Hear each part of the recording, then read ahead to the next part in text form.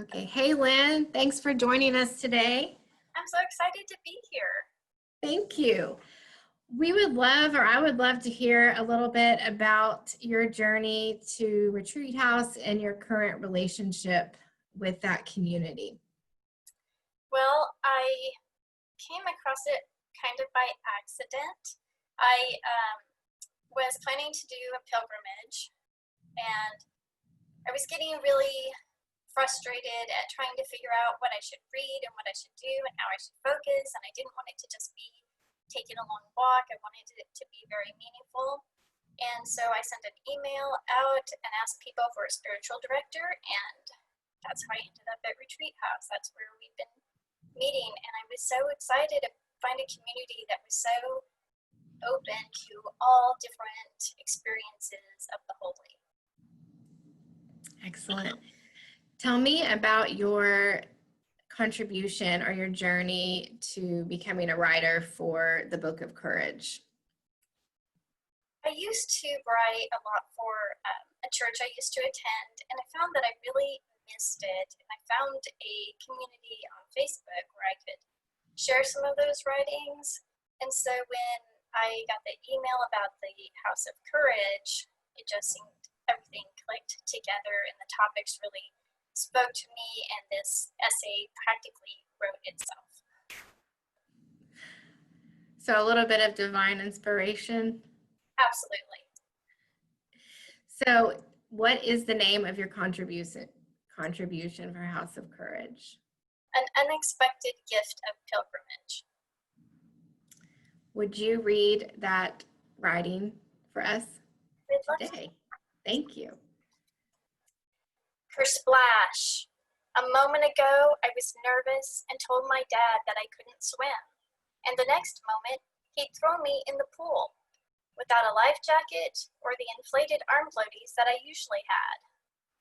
To my surprise, I could swim, at least enough to make it to the edge. I'm not sure I would have known what to feel or been allowed to feel had my dad not said, "See, you can swim." For most of my childhood, I had no idea what to think of my dad.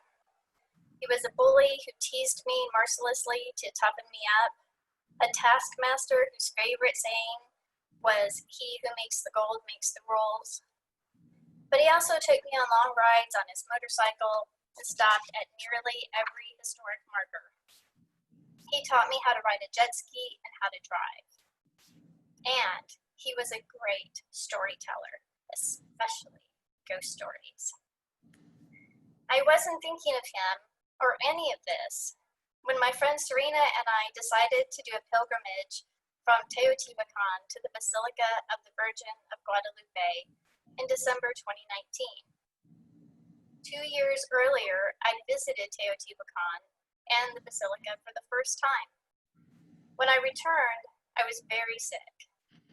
And rather than a simple stomach bug, I'd had my gallbladder and appendix removed in separate surgeries, endured multiple CT scans, an endoscopy, a colonoscopy, an hours-long MRI, many doctor's appointments, and what felt like gallons of blood drawn, but never a diagnosis.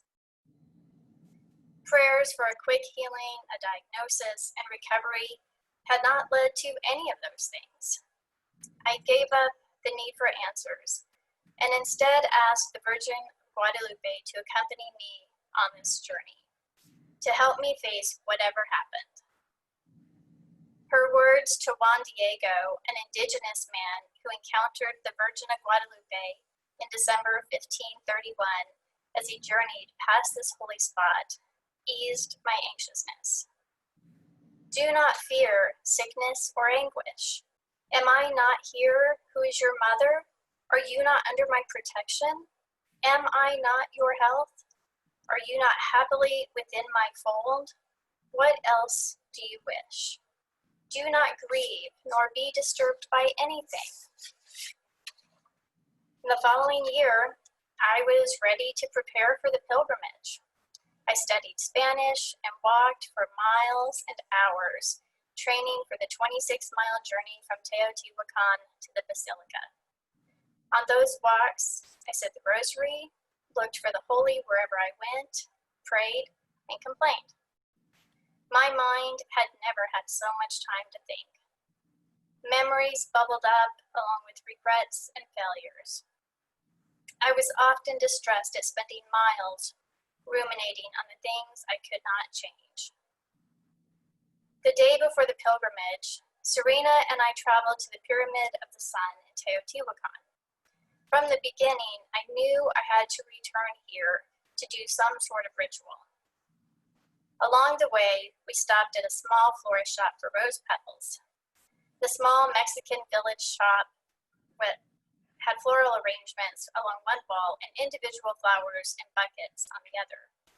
The middle of the shop had a long, rough wood table where they were making additional arrangements for the feast of Guadalupe. It was my first real foray into speaking Spanish with locals, and I thought I did great. The young man handed me 2 huge handfuls of colorful, sweet-smelling petals at no charge. Thanking him, I shoved them into my pockets.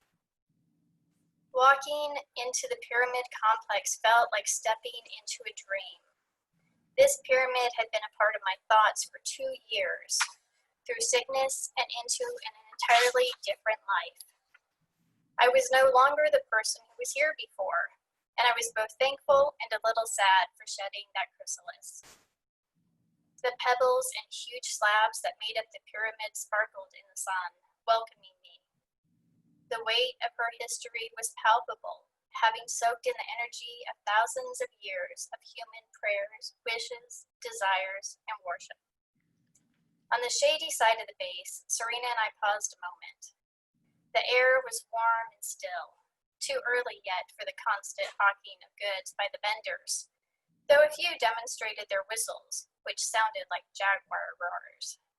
They sent shivers and a small thrill down my spine. We started the climb up. The steps are not in any way OSHA compliant.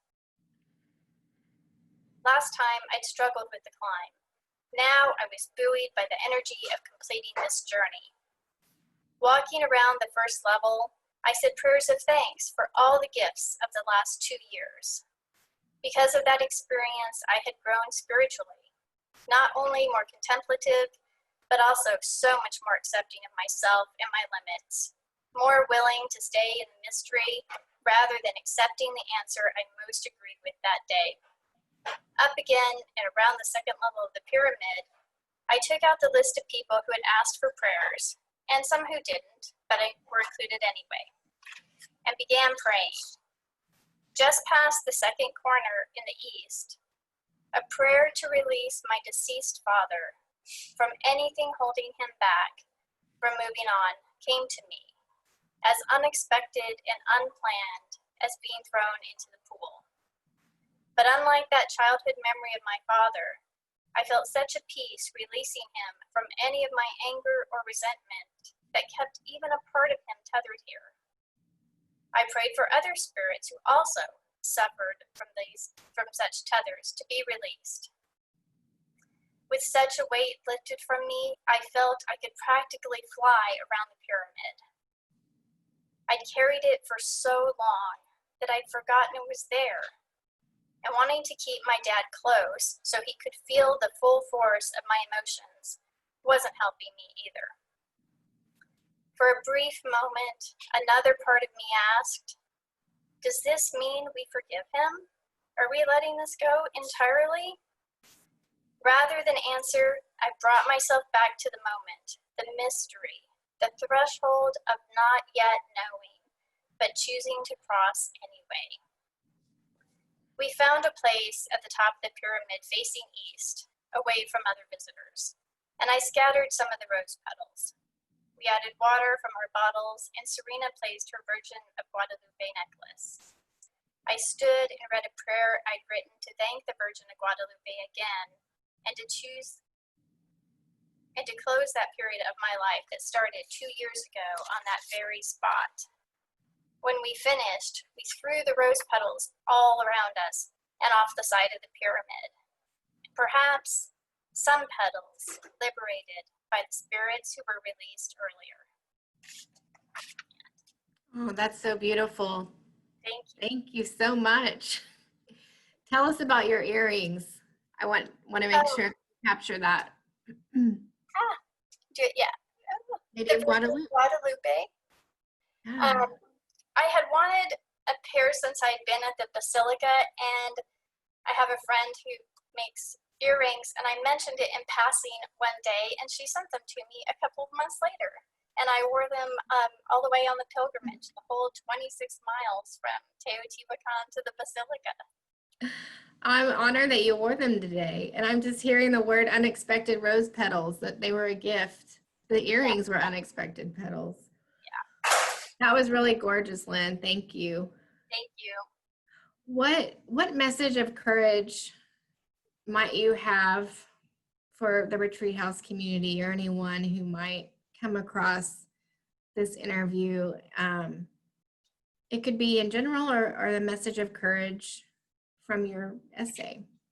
So I think courage is continuing to take the next step, even when you don't want to, even when it's really hard, even when you're not sure of where it's going to lead.